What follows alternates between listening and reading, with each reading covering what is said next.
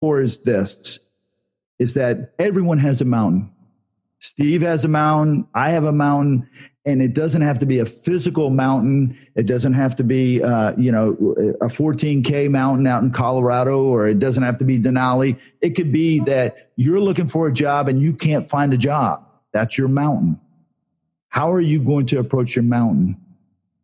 And when I started talking about mountains, the kids really started to relate to mountains. I mean, what I was trying to refer to as that we all have struggles. And whether your struggle is finding a job or conquering the mountain. Now, this mountain thing all came from, as you know, Steve, my son and I, we do a lot. My youngest son and I do a lot of, I guess you call it extreme things. And one of the things that we do is we've climbed mountains. And the very first mountain I climbed was Mount Elbert in Colorado, which is 14,432 feet, I believe.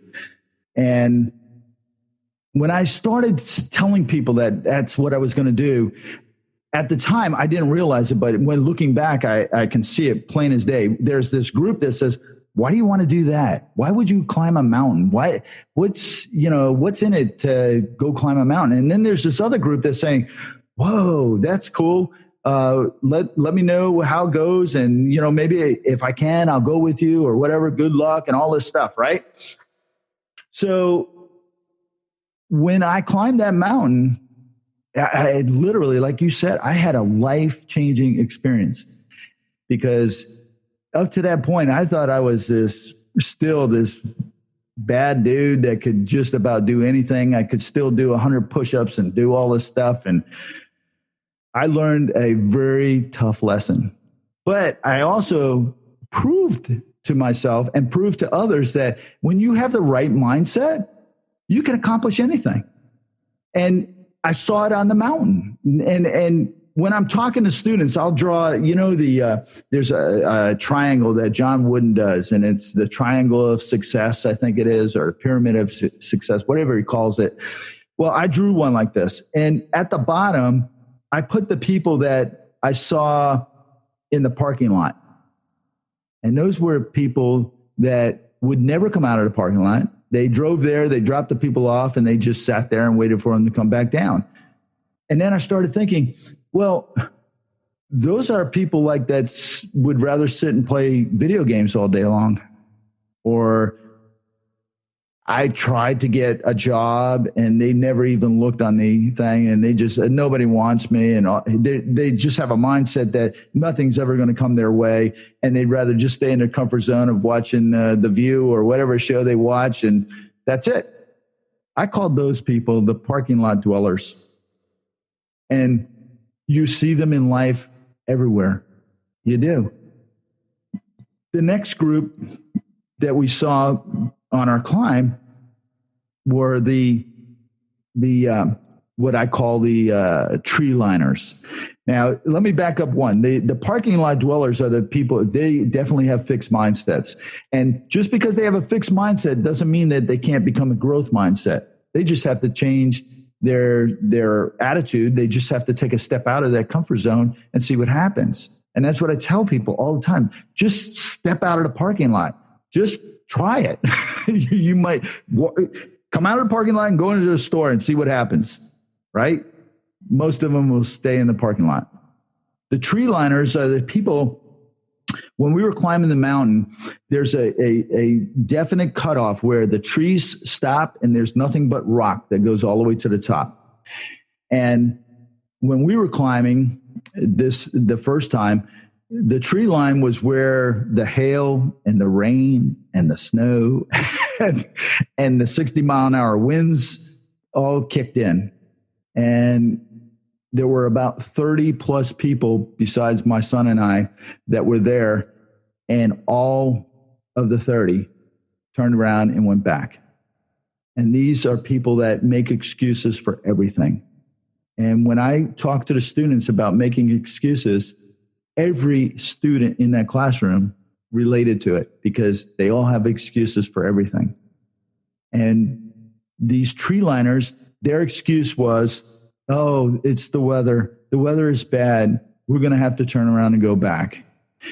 There was a group there, Steve, that was there. That was their third time going to the tree line and turning around and going back.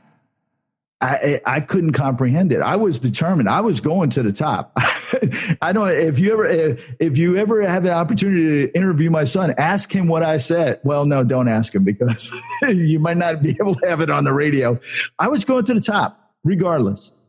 I had at that point in time, I had all kinds of opportunities to make excuses about why. But my mindset is a growth mindset. I think anything is possible. I wasn't in a fixed mindset. Oh, I have a bad knee. I can't go. And I could have easily turned around and went back. But we continued. We waited out the weather, and then we marched on.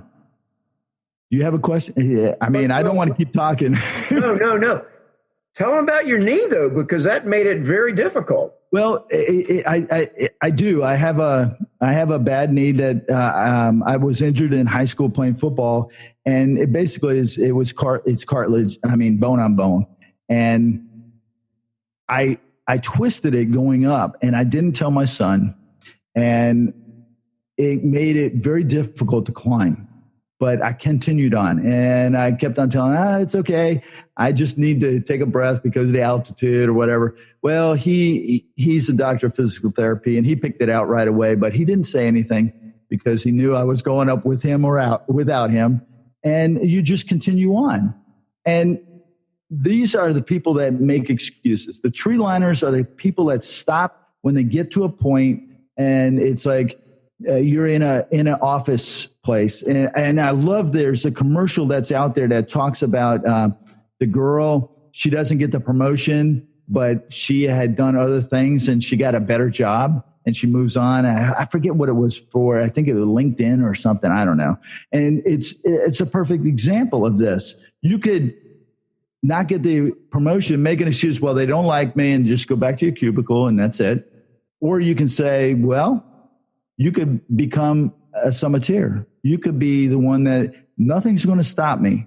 I am going to get to this top regardless of how many failures. And that's the way I felt that day, was that I have every opportunity in my life to do a lot of different things, but I might not ever do this again. And I'm going to go to the top. And that's what I did. And when I explain this to the kids, a lot of them, the light bulb starts to go on. Because they think, well, if I fail, that's it.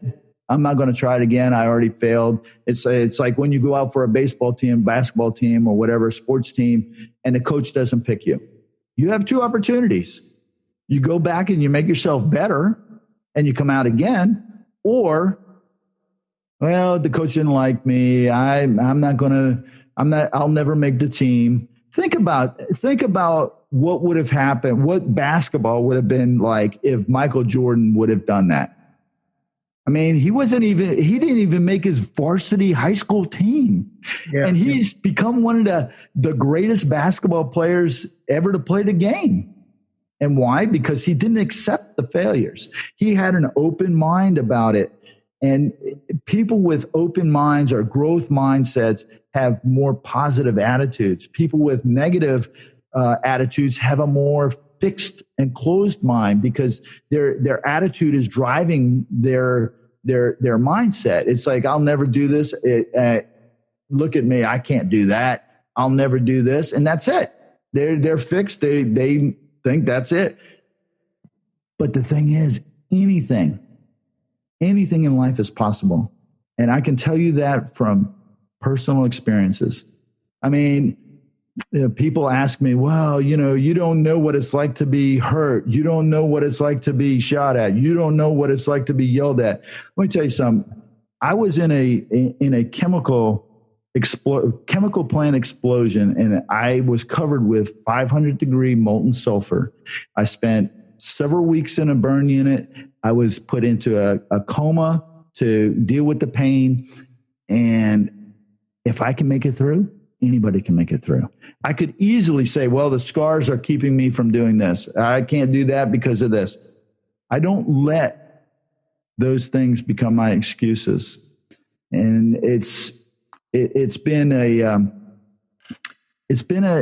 journey. And when you relate to young people more on their level, what they understand, and that it's more of a journey, it's more of a process going through, not this is where you got to do it. You got to go here. You got to go to this college. You got to do these things.